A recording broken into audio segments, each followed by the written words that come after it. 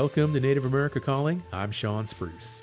This Veterans Day, we're going to explore two creative projects that aim to highlight the accomplishments of Native American veterans and connect them with services that offer ongoing support. We'll hear today from people behind the documentary film Honor Song that tells the stories of Native veterans throughout the Southwest. We'll also hear about a new magazine to highlight the accomplishments of veterans in Oklahoma. That's all coming up after the news.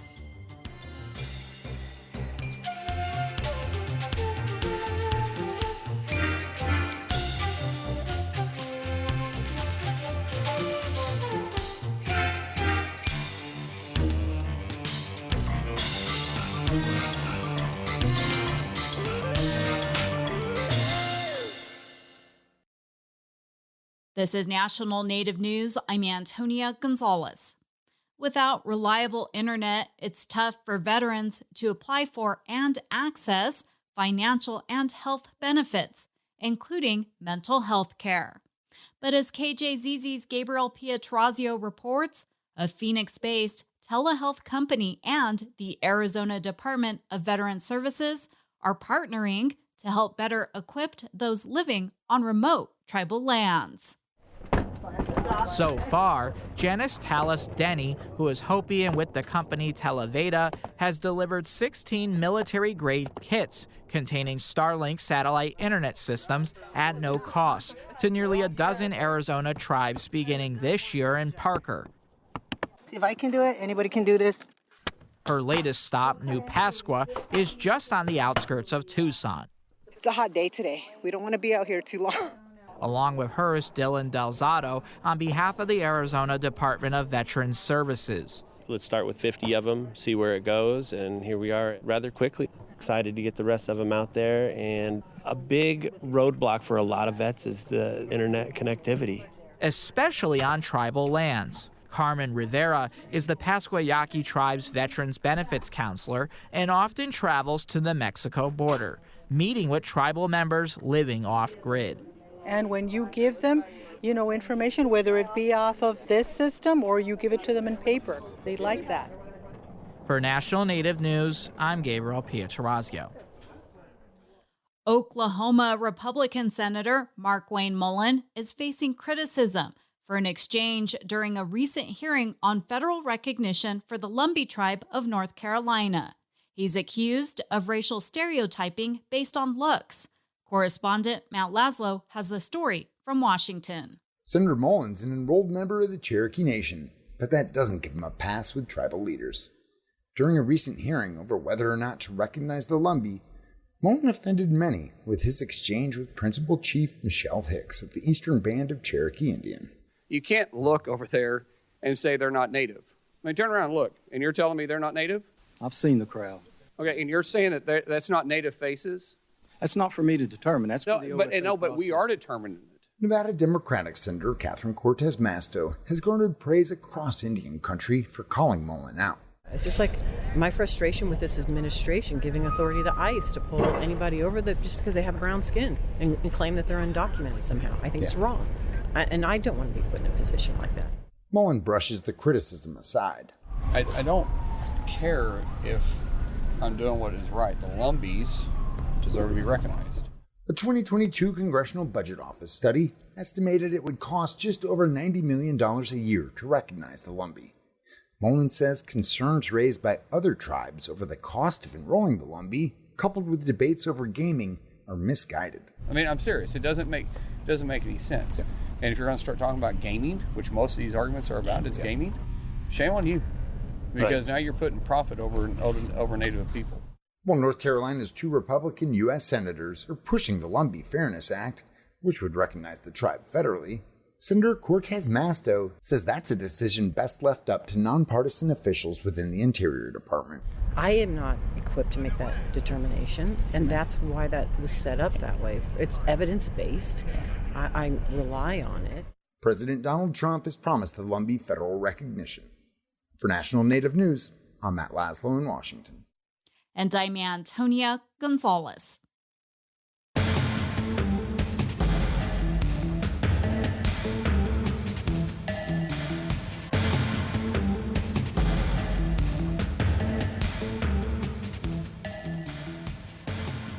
National Native News is produced by Koahnic Broadcast Corporation with funding by the Corporation for Public Broadcasting. Support by Drummond Woodsum, a full-service law firm whose nationally recognized tribal nations practice provides services to tribal nations and their enterprises and to companies that do business with tribes across the country. More at dwmlaw.com. From comics to games to film and TV, Indigipop X is Native American popular culture. Everyone is welcome this weekend at Duke University in Durham, North Carolina. Info at indigipopx.com who support this show.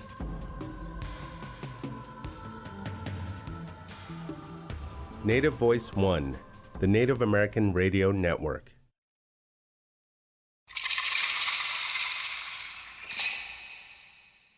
This is Native America Calling. I'm Sean Spruce. In this hour, we'll take a look at two projects that uplift and celebrate Native veterans. Both are also led by Native veterans. First is a film by creator and Air Force veteran Ryan Begay. Honor Song is a short documentary with stories by Native veterans about courage, combat, challenges fitting in the military, and what serving in the military means to Native families and communities. We'll also talk today with Air Force veteran Stephen Sibley. He saw a need to connect with fellow military veterans and to provide a better source of information about resources and benefits available to them and their family members. He is co-publisher of the free Oklahoma Veterans News magazine. He'll join us later in the hour. You too can join our conversation this Veterans Day by calling 1-800-996-2848. That number is also 1-800-99-NATIVE.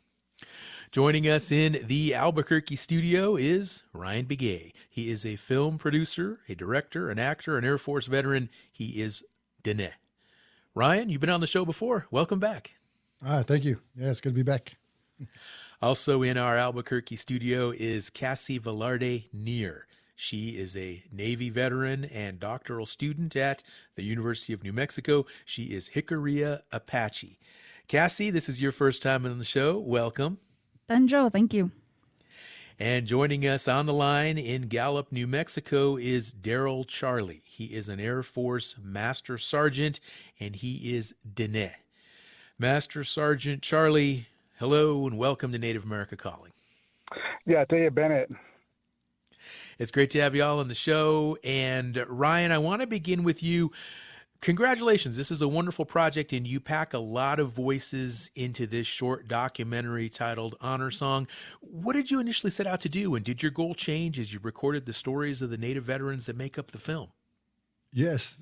It started out as a project that would have touched on the Navajo Code Talkers, but as I kind of went through it and started doing more research, there was I felt that was because there was so much information on the Code Talkers, so I was like, it kind of seems redundant, but it also introduced me to how many veterans were influenced and motivated by the Code Talkers to serve. So I was like, I thought that was a really interesting perspective, and then I was like, well, how does culture inform our service? So I set out to get perspectives from various tribes and veterans from all services and eras. What are the tribes represented, and about how many interviews do you have in the film? In the film, there's probably there's probably I think about eight veterans who lend their voices to this, and we have the Navajo Nation, we have Acoma Pueblo, Jicarilla Apache, and then some Zuni representation as well. Wonderful. Well, let's meet one of the veterans who you featured in Honor Song, and this is Master Sergeant Charlie. And again, Master Sergeant, great to have you on the show. Let's talk about your role, because in the film you discuss a change in Native pride and identity in the military. How did you observe that? Yes, sir. So when Ryan first kicked the project, he hit in a really awesome point in time. What I've been observing is right now, I think the Native culture in general is going through a resurgence. Everyone's really happy and proud to represent themselves and their nation. For the Air Force and for the DoD in general, we've been really working toward making some policy changes for airmen, sailors, Marines, and Guardians. One of the changes that we try to do, and we're successful, is having active duty Native Americans having traditional long hair while serving active duty. So I thought that was a really good change, and that's something that I'm helping other people achieve. Now, you're one of, I believe, 8 Air Force? I think right now it's about up to 11. 11, all Native people? Correct. Really interesting. You also mentioned that in 2021, the Air Force created an Indigenous Nations Equality Team. What is that? 2021, that's when we had the Indigenous Nation Equality Team, or also known as INIT. It was a group of Native American active duty advocates that were identifying potential barriers toward Native Americans in the service. With the current administration, that has kind of went away, but the momentum that we did have is still continuing forward now. What were the relationships and bonds that you had with other Native service members, and how common is it to be out there somewhere on a base, or maybe even somewhere in another part of the world, and run into another Native person in the service? It's super rare, but when it does, it clicks and it hits on a very personal and strong connection with us. When I was in Guam during July, I met a Navajo woman from Tallahatchie, and we would just instantly hit it off, and we're talking about food and family, and it's just one of those things where you just feel at home when you meet someone from your community. Oh, geez. Ryan, I want to go back to you, because listening to Master Sergeant Charlie talking about the camaraderie among Native service people, how does Honor Song convey that? It's it's very much, a similar, the cultural experience, the understanding of why you come to serve. We all kind of, you spoke about these instances and how our culture informed our service, and you understand it. Everyone's perspective on it. That's why it really kind of ties everybody together, and it really that provides a lot of the information. Kind of where we went, kind of guided us as well. All that camaraderie, all that the shared experiences, and then the subtle differences that really kind of made it too, because that was important to kind of highlight as well, that from these different tribes, there's also a different understanding culturally from where they come from. So it was really great to share that, and then just and understand that perspective. Mm-hmm. Well, Cassie, I want to bring you into the conversation, because you, of course, are also featured in the film, and you provide the perspective of a female service member. Tell us more about your experience, and did you get any advice about what to expect before you enlisted? Yes, I actually talked to several of Hickory veterans that I knew had served and what their experience was like, and some of it was kind of funny, because I remember one veteran telling me, like, oh, you'll never see combat. Oh, you'll never do this, like, because you're female. And I was like laughing, because I was standing in Afghanistan saying, I wish I could call this person right now and tell them they were completely wrong. Oh, wow. But it was definitely an experience. And I will say, like, growing up on the res and being part of a ranching, my parents were ranchers. So we had to do all that hard labor, and I think that prepared me for what was expected in the military. I could be able to keep up with the men and sometimes outdo them, but I was also like their sister in arms too as well. Like I was also a mother or a sister in that nature. Cassie, it sounds like you formed a lot of close relationships with the people that you served with. Do you keep in touch? Oh, yes. My dudes. It's funny because I'm not really a true sailor in a sense that I've ever served on a ship. I am the furthest thing from that. I'm what I consider a desert pirate because I'm a devil dock. So instead of I was attached to the Marines more so. So happy birthday, Marine Corps, my Marines out there, because it was also my birthday. So I felt like I was destined to serve in that position. But yes, no, I keep in contact with my guys. And tell me more, I mean, the Navy, what drew you to that branch of the service as opposed to, because I understand you had a medical role. Yes. I originally wanted to be a Marines, but medical comes from the Navy, and the Marines fall under the Department of the Navy, so it ended up being Navy. My original goal was to be a rescue swimmer, but that was cut short because there was a reinsurgence to push into Afghanistan, so a lot of the schools for field corpsmen got put to male billets only. So I had to wait to go through field med. But yeah, I was basically their doc. I was their person who took care of them when they got hurt. So there you were in Afghanistan. You were providing medical support. You saw combat. Wow. So just a really, really impactful experience. How old were you when you were undergoing all that and just involved with that whole experience? I would say early mid-20s.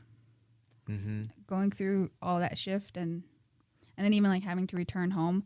So I left my billet was an IA, so I was an individual augmentee, and I was, instead of being attached to the Marines, I was attached to the Army.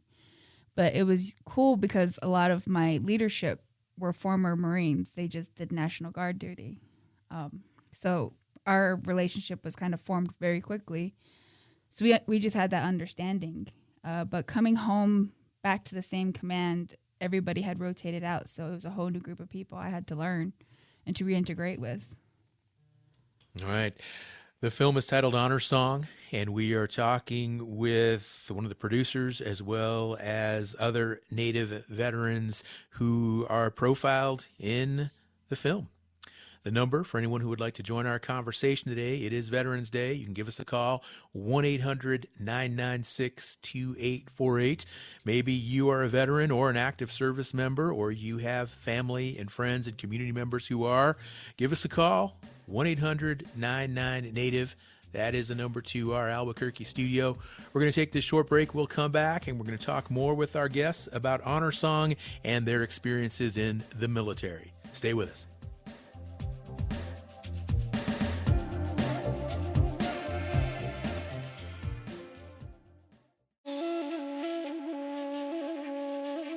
Researchers and Yupik residents in Alaska are assessing recent damage to one of the richest archaeological sites for early Alaska Native artifacts. The storm that ravaged western Alaska villages also washed away thousands of the artifacts slated for recovery. We'll hear about that and the theft of items from a California museum. That's on the next Native America Calling. From comics to games to film and TV, all Native American popular culture will be at the Indigenous Pop Culture Expo. The Indigenous Pop Culture Expo showcases Native American and Indigenous creatives and communities in a way that dispels the myth natives are a people of the past, instead showing Native identity in all its past, present, and future glory. Everyone is welcome at the Expo this weekend at Duke University in Durham, North Carolina. Info at indigipopx.com, who support this show. Thank you for listening to Native America Calling. We're talking with Native veterans today who are part of a documentary called Honor Song. How are you honoring those who have served in your family or community this Veterans Day? Give us a call. Let us know. The number is 1-800-996-2848. That number is also 1-800-99-NATIVE. Let's hear some audio from the film Honor Song. This is Navajo Army veteran Terrell Dawes. He talks about finding comfort even in the most harrowing circumstances. I was a brand new private and I was scared. And we ended up killing 2 KIAs in Afghanistan. That was life-changing for me. We had to stay there and secure that area, laying there at nighttime, looking at stars and wondering, thinking about my family back home on the Navajo land. The environment is exactly the same as the reservation here. They got cedar trees, they butcher sheep, And what brought me back home was that when we were continuing our mission the next day, all the cedar trees were catching fire from all the mortar rounds, the RPGs, and that's where you can smell a lot of that cedar. And I felt like I was there, like I was back home. That fear that I was having, it just kind of just went away, and I was back to normal. You know, I felt like a little Rez kid, you know, back to my normal self, back to my roots. So I ended up going to the nearest tree and taking a lot of the cedars, and I crushed them up and put them in a little bag, and I put in my ammo pouch. So every time I went on a mission, I ended up burning cedar, you know, and praising myself and blessing myself and praying even for my family back home. That was part of an audio interview with Navajo Army veteran Terrell Dawes from the documentary Honor Song. And Ryan, I'd like you to comment here, because obviously listening to this interview, Native veterans take pieces of their culture with them while serving in the military. How about for you? How important was culture during your experience? It was very important for me because, you know, it was a big part of my life growing up. But then there's also the culture shock of, you know, you go out, you know, and for me it was Denver, and I realized that there was nobody on base that shared that similar upbringing. But carrying that, you know, those pieces of home with you, it's very comforting. It's very, you know, grounding. You know, just to, because really, you know, what we're taught is like, no matter where you're at, you know, you can take your corn pollen out. You can, you know, the sun rises and sets, so you're able to you know, find that comfort at those times. Yeah. Ryan, there's a scene in the film where horseback riders are carrying an American flag near Shiprock, and of course that's such an iconic and sacred place in the state of New Mexico. Tell me more about the story about getting that on film. Well, that was like the main shot I wanted. Like I was like, because I drive around a lot. I cruise for work, and you know, just driving past Shiprock along on that highway.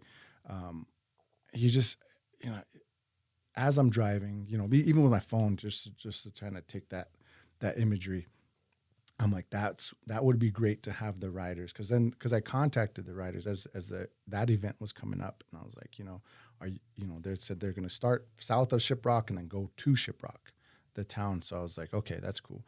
And then, you know, I asked my cinematographer, Morgan Estelle, I was like, this is, you know, we can get them coming up, but I was like, as they're crossing Shiprock, holding that flag, I was like, I just kind of want that. And so we had the drone out, and we used the drone to capture that shot, you know, and move along with them to track with them as they started passing Shiprock. So that was like one of the big, you know, the main shots that we needed. And it's really our title shot. It's our poster. Mm-hmm. Yeah, no, you got it. You definitely got the shot that you needed for that. Daryl, I want to go back to you because you are in Gallup, New Mexico today, and there is an annual Veterans Day celebration. In fact, you're giving a speech. Tell me more about your message. Yeah, so today we're in Gallup. I think it's named the most patriotic small town in America. And, you know, growing up here, everyone's a veteran. Either you are yourself, you're related to a veteran, or you know someone who has served.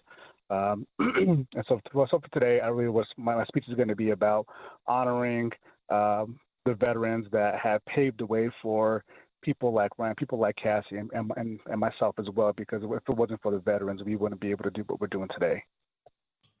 Now, you are involved in technology.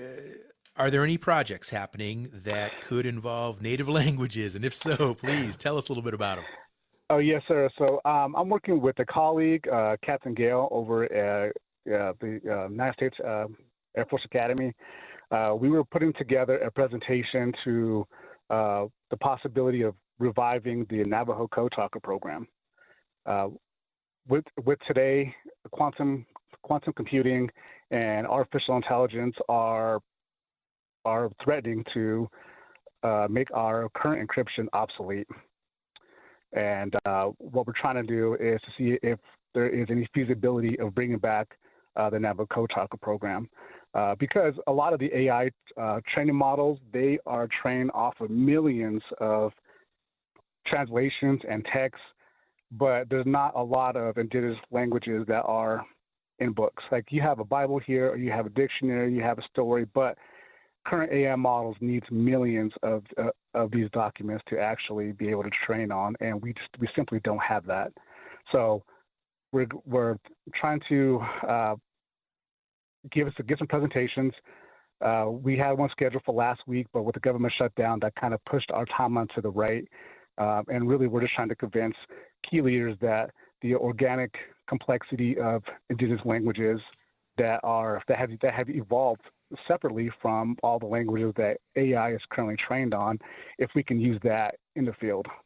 Okay, so Daryl, this all sounds really inspiring. Just this whole idea of using the Navajo language the way that the code talkers used it back in World War II. But it also sounds like something, if this actually happens and this actually works, we're probably not going to know anything about it because it's all going to be top secret, maybe. It will. I mean, there will be some aspects of it. However, there's going to be, hopefully, if it does kick off, there will be some a training pipeline involved, and we're just at the beginning stages right now. So obviously, the Navajo language itself is not classified, but the way that it will be employed possibly could be. Okay, all right. Daryl, how about you? Did you grow up in a military family? I sure did. My father, my uncles, my aunties, my brothers, they've all served in the different services. So it's for me, it wasn't a question of if I was going to serve, it was going to be when. And when I did, I didn't think I would be here almost 20 years later. I thought I would just do one contract, but here we are 20 years later. So you are a career Air Force person. Now, when you chose the Air Force, did you have any relatives that were like, hey, you should go to a different branch of service, or, pushing any specific branch over the others? No, I think the best Air Force recruiters are people that have served in other services. So my dad and my uncle are like, hey, don't go Army, don't go Marines, go to the Air Force. And so that really pushed me toward the Air Force, and I definitely do not regret it.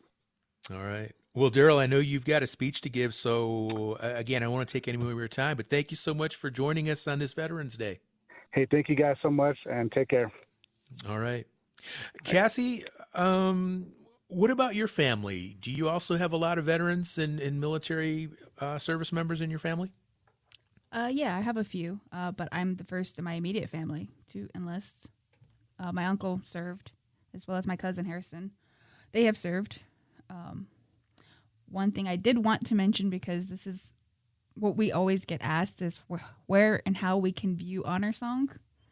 It will be shown here at UNM on Thursday at the Hibben Archaeological Center for Research at 6:30. It's a hybrid event, and you can also register through Eventbrite or through the Maxwell Museum of Anthropology's webpage.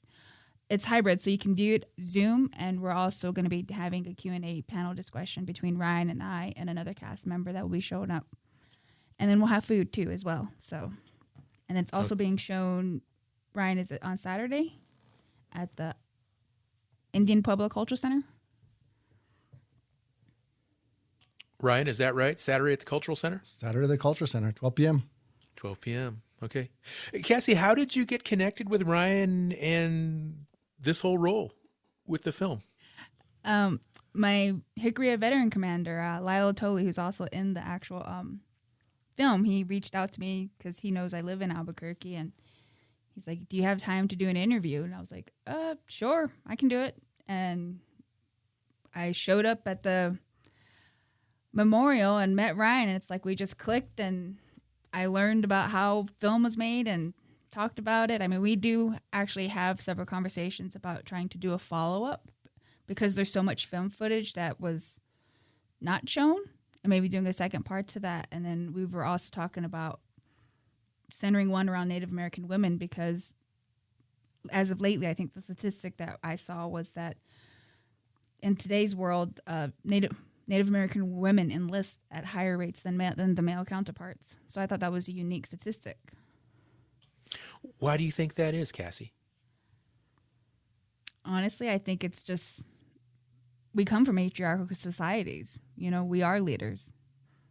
It's in our way, and as we discuss, like within Honor Song, we talk about our warrior mentality and how that carries through with our service and protecting our land. You know, when we are actually put out on the front lines, because that's always a big thing that people always talk to me. Well, you're going to fight another man's war, and it's like, well, we have a stake in this too, because we are sovereign nations within the United States. We're not doing it per se for them. We are doing it for our own people to protect our own lands here. So not everybody's on the same page of we're going to fight another man's war. It's like, no, we're defending our own homelands, and we're doing it because we're sovereign. Yeah, that's a really good point to make, Cassie. Ryan, back to you. You shared earlier 8 veterans that are interviewed, and Navajo, Acoma, Hickory, Apache, Zuni, so many different Native communities in the Southwest. And then just listening to the guests today, I mean, there are so many different roles that service members have. How do you go about selecting the right voices for a film like this with so many different veterans to choose from and so many different branches of service? We really went off their stories because each interview, I mean, it was probably maybe about 40 minutes to an hour and a half. And so I had to comb through all those. And it was really the basic format for everybody, you know. How did you get in? What was your the service portion that we went through, with with your culture, and then the return home journey. So it was those parts that we kind of went over, and the story kind of just developed really from mainly to keep the cultural aspect of it at its center, and we only had really 15 minutes to do this video because it was through the state of New Mexico, the funding, and I had submitted this project, and they gave us 15 minutes. I pushed it to 20, luckily, to 20 minutes because there was a lot of info in this film. We cover a lot of topics, including women in these roles, in the military roles. So it was really kind of just how the trying to find the flow of it. We left out some kind of touched a little bit about the motivation to go into it, to why we serve, and then into the different eras, trying to understand the stories between the current veterans and then the older veterans from the Vietnam era, trying to incorporate their story, and then weave in the women's veteran story, and then also just kind of bringing it back together for that it's all about family, about taking care of one another, community. This is what when we leave our own community, we find another one, and that just kind of grows it, and so that's where we kind of left it, and there's so much more that we left on the table. So it's just there's always the idea of doing another part because we were so limited on our time, so we had to really condense it. So it feels like it just moves fast and you want more. And you're like, yeah. Well, Ryan, you mentioned Vietnam era veterans, and then interviewing some of those older veterans as compared to younger veterans. Do you notice any differences in terms of why they served, or what their attitude is towards the military, or how they reflect on that experience years later? Well, the ones we spoke to, the Acoma Pueblo veterans, they were very open to sharing their stories for the most part. There were some things that it took a while for them to get around to, but for the most part, you kind of understand that they're, it was just, if they got the draft, they left. One gentleman says his dad brought him a bag to leave, and he left that same afternoon. So it was like no question. And now it becomes more of a choice for us, or it's just motivated by other veterans and family members carrying on that tradition.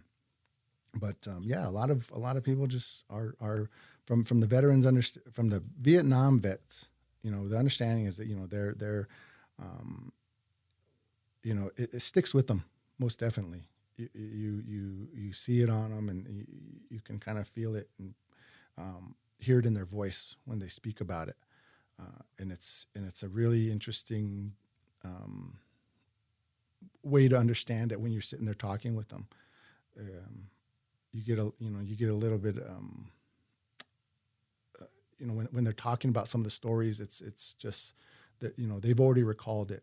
They're ready to talk about certain things, and we get really appreciative listening to those stories. Everybody who was a part of the crew, we took time with everybody just to make sure that we're okay, because we had a lot of veterans on set that weren't on camera, while they're waiting to talk. So like we had all the Acoma Pueblo guys just there waiting around. And so that was good for them too, to interact. The short documentary is titled Honor Song. Talking now with Ryan Begay, producer, and also one of the featured Navy veterans in the documentary, Cassie Velarde Neer. We're going to take a short break, and we will be right back. And the phone lines are open, 1-800-99-NATIVE.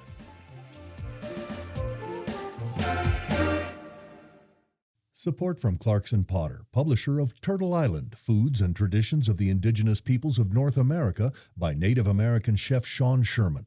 With ancestral and modern recipes, this cookbook showcases diverse foodways of the continent's regions.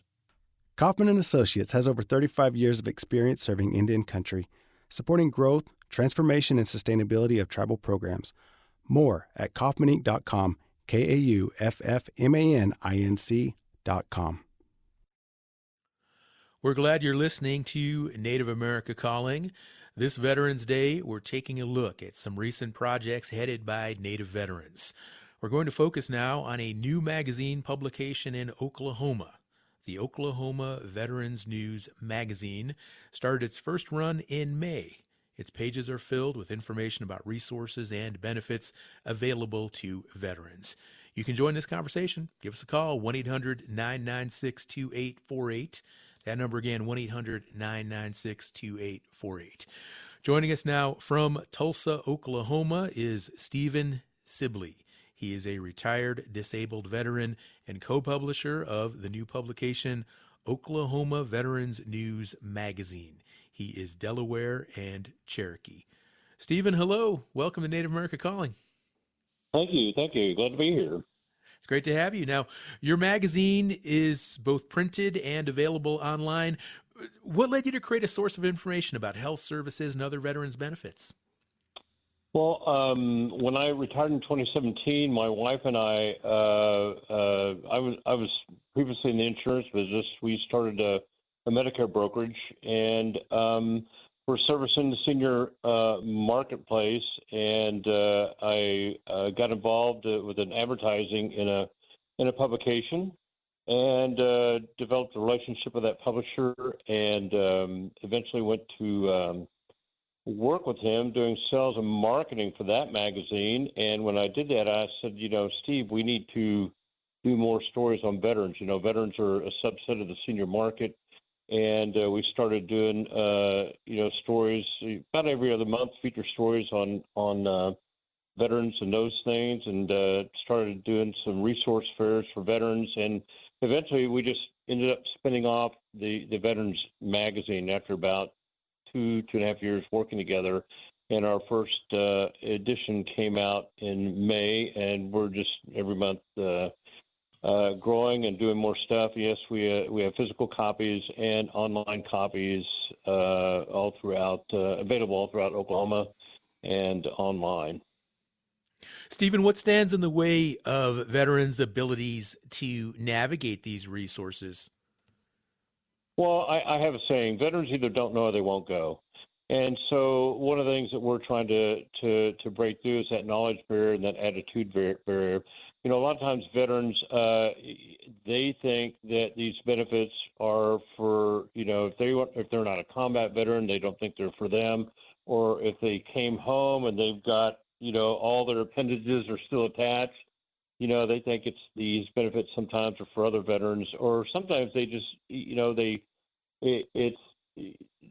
don't want to deal with the, you know, there's, you know, anytime you're getting benefits from the federal government, regardless of what they are, if it's a federal or state-based benefit system in this day and age, you know, if you don't have access to the internet, if you don't operate in portals, if you don't have, you know, email, an email address and things of that nature, if you just don't like messing with the technology, a lot of times those benefits are, you just can't find out about them. And they're just, I mean, basically, there's just not a lot of public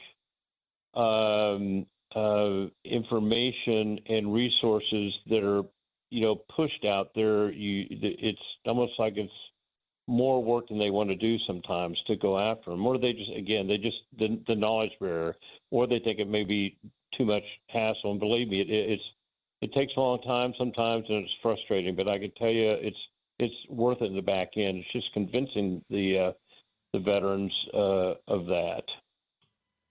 Now, in addition to serving as a resource guide, what other types of information and stories do readers find? Well, you know, we do. Well, we're looking. So the platform, you know, our focus is on resources and benefits for veterans. I mean, that's primarily it. So our target market is not only the veterans; it's also parents, family members, and spouses of veterans. But you know, we do great stories of interest in the local community. Sometimes it's outside the local community, but it's a veteran-based thing. You know, Oklahoma is a great state for veterans. You know, and part of the reason for that is, you know, depending on whose numbers you go by. You know, we have 39 tribes here, and as your viewers probably already know, your listeners know, you know, the Native American community, you know, by ethnicity is one of the largest number by percentage of people who join the military. So there is a lot of interest here. We have a lot of patriots here. Oklahoma is a great state for benefits for veterans, and so the population is here. It's just really getting the information out in a format that people can easily, you know, find it. As we shared earlier, the publication is available both online and also as a hard copy. And why is that important to you, to provide a hard copy format with everything online these days like it is? Well, you know, I still think people, you know, a lot of our veterans are still baby boomers, right? And they still like, you know, picking up that paper and reading. The other thing that's great about it is you know, we have over 700 distribution points, places where our magazine is at. I call them, they're either in racks or stacks. So, you know, if you're a veteran, you go to the VA hospital here in Oklahoma City. But we have racks in the most populated locations in the VA office. We do over 400 copies a month are picked up. We have a 100% pickup rate at the VA hospital. We're in the VA outpatient clinics.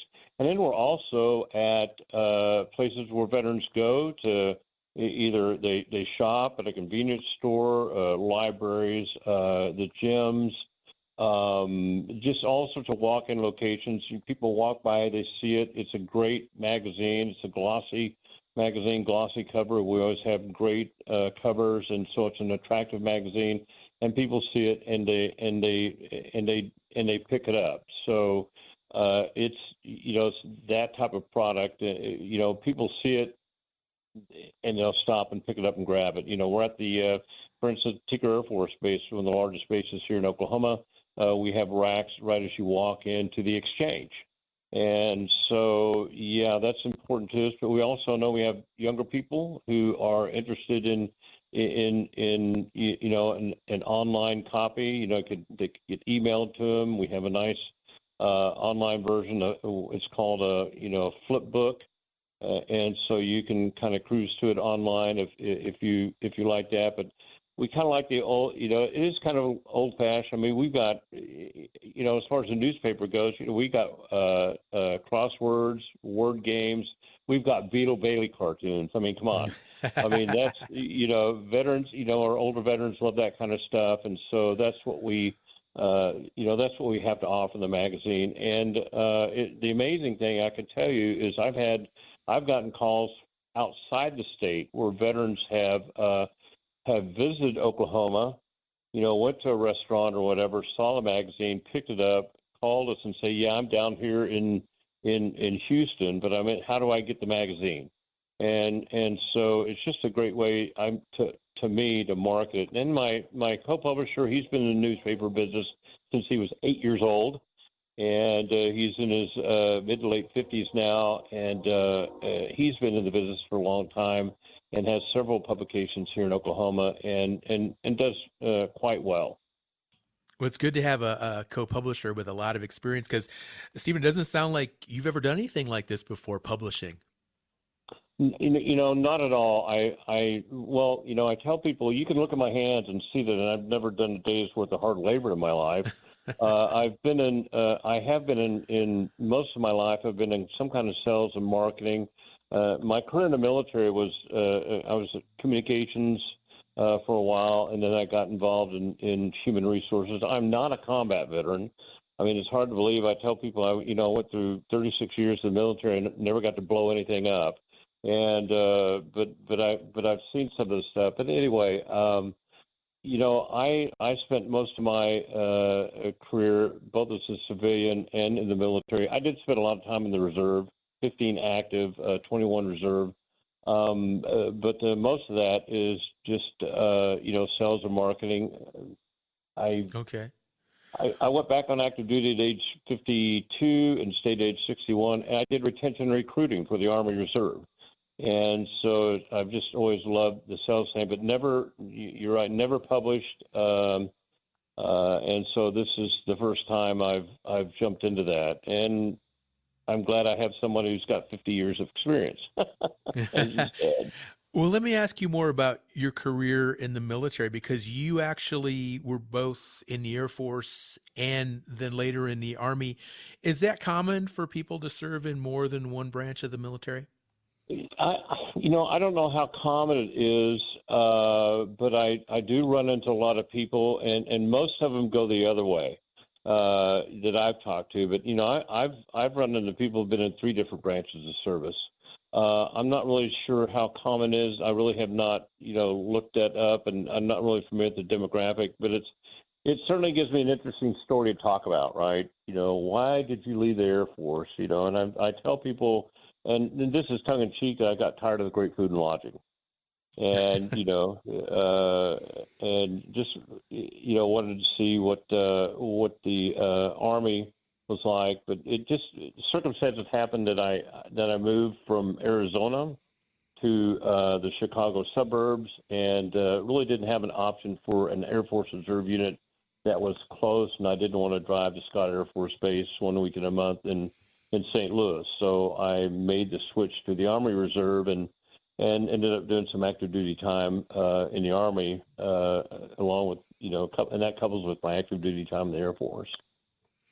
Now, as I understand it, you were 17 years old and your dad sat you down and had a conversation, and that led to you ultimately enlisting in the Air Force. Yeah, right before my senior year in high school, he said, we need to go have a conversation. I thought maybe he wanted to talk to me about the birds and bees, but no, that was not it. He told me when I graduate next year, I need to really, figure out what I want to do, college, trade school, go get a job, join the military. He said, whatever you're going to do, your mom and I will support you, but on your 18th birthday, your bags will be packed for you. So I knew I had to make a decision, and took the ASVAB test early in 1974, and the Air Force said, yeah, we'd like to have you, and signed up on a delayed enlistment. And then shortly after graduating from high school, I went into basic training in mid-July of 1974. I turned 18 August 1st, so I wasn't 17 that long, but, they did have to sign for me, right? So that makes it interesting. Stephen, what's your advice for someone who's interested in a full career in the military? Because, there's different routes. Some people might just choose to enlist coming out of high school like you did. Other people might choose to go to a service academy. What's your advice? Well, I tell you, if I was talking to a family in a high school, a high school senior, I would say, listen, if you want to go to college, that's great, but think about the military first. Right now you could do a 4x4 contract, 4 active, 4 reserve. During that 4 years of active duty, you're going to learn all sorts of things about discipline, team building, logistics, communication, operations. You may end up learning a healthy respect for weapon systems. You may find yourself at some point in time in charge of millions of dollars worth of equipment, part of a specialized team. Who knows what that's going to be like, in 4 years. And then you do 4 years of the reserve, use your GI Bill, go to college. At the end of that 8-year period, you are going to have the kind of experience that employers want and that entrepreneurs need. And the one thing you're not going to have is $80,000, $100,000, $120,000 worth of student loan debt. And so, if college is what you want, that's great. But I can tell you, when I went in the Air Force, I wanted nothing to do with school. When I got out after 4 years, I went to college, and I did great in school because I was more disciplined. I was more focused. I knew really what I was doing and why I was there, and knew how important it was to achieve at a high level. The great thing about the military is they really focus on recognition. That's why you'll see people, ribbons and all these things. That's really what it's all about. You don't join the military for the money, although now the money's not bad, but it is all about the recognition. It is all about the teamwork. It is all about selfless service, and all those things are going to help you in a career in the future, whether you're an employee or an entrepreneur. And I think that's the thing that being in the military does for a young person. Okay. Male or female, it doesn't matter. The military is colorblind. All right. Stephen, thank you so much for joining the show, and continued success with Oklahoma Veterans News Magazine. Thank you. Absolutely. We've got about a minute before we have to wrap up, and I'm going to give the last word to Cassie Velarde-Neer in our Albuquerque studio. Cassie, what's your advice for someone, a female perhaps, interested in joining the military? Honestly, do it. Go see the world. Go see what's out there. Be the lifeline for other sisters, because there are so few between within the military. And even though the advice that I got was I would never be in these spaces, I was in those spaces. And also be proud that you are in those spaces, because you come from a long line of matriarchal society women. We are powerful. We are leaders. We are the knowledge keepers of our tribe. And with that, we are out of time. We're going to have to wrap up our conversation. I would like to thank all of our guests who joined us today: Ryan Begay, Master Sergeant Daryl Charlie, Cassie Velarde-Neer, and Stephen Sibley.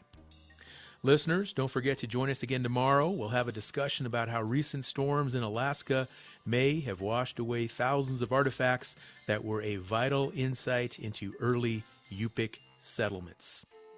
I'm Sean Spruce. You've been listening to the one, the only, Native America Calling. Every family caregiver could use help finding the necessary resources to care for their loved one. The AARP Family Caregiver Resource Guide helps family caregivers access key programs, services, and agencies in their communities. A copy of the guide is available by calling 877-333-5885 or online at aarp.org/caregiver resources. AARP supports this show. From comics to games to film and TV, all Native American popular culture will be at the Indigenous Pop Culture Expo. The Indigenous Pop Culture Expo showcases Native American and Indigenous creators and communities in a way that dispels the myth natives are a people of the past, instead showing Native identity in all its past, present, and future glory. Everyone is welcome at the Expo this weekend at Duke University in Durham, North Carolina. Info at indigipopx.com, who support this show.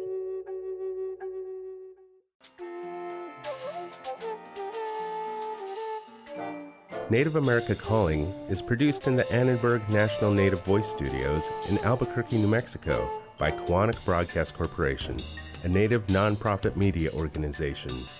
Funding is provided by the Corporation for Public Broadcasting with support from the Public Radio Satellite Service. Music is by Brent Michael Davids. Native Voice One, the Native American Radio Network.